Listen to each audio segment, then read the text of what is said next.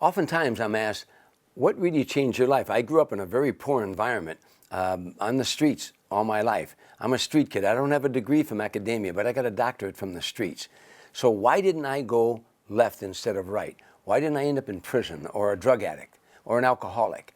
And I think it's because of my love for reading. When I was in the military, I loved to read, and I started reading things that would improve my mind. The first book I ever read was The Power of Positive Thinking by Norman Vincent Peale. And then I read a book called A Guide to Confident Living by Norman Vincent Peale. I read Maxwell Maltz, Psycho-Cybernetics, and I read W. Clement Stone, The Positive Mental Attitude, and How to Win Friends and Influence People. And one of the books that really changed my mind was a book called The Power of Your Subconscious Mind by Joseph Murphy.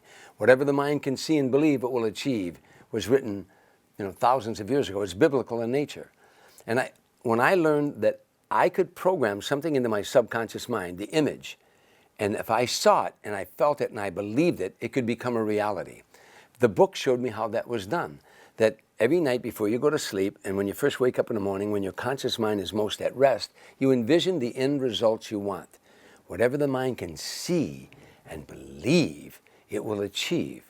It works like this. When you say, what was his name? What was his name? Doggone it, what was his name? What was his name? And 2 days later, you say, give me a cup of coffee. Dave Greer.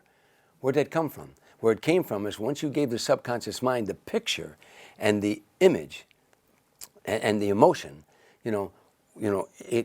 all these cells go into motion and they won't rest till they find the solution. So the subconscious mind has got to have the clear picture and the emotion behind it. So when I was struggling in comedy, and couldn't even get on at the Comedy Show out on the West Coast, every night I would envision myself on The Tonight Show with Johnny Carson. Not doing stand-up, sitting down talking to Johnny, because if I was sitting down talking to Johnny, I had already succeeded over there doing stand-up. So when I saw myself on there seeing it, feeling it, and believing it, night after night, when I couldn't even get on at the Comedy Store, I believed that this could happen for me. On my office wall is a picture of me talking to Johnny Carson. I made 61 appearances on The Tonight Show.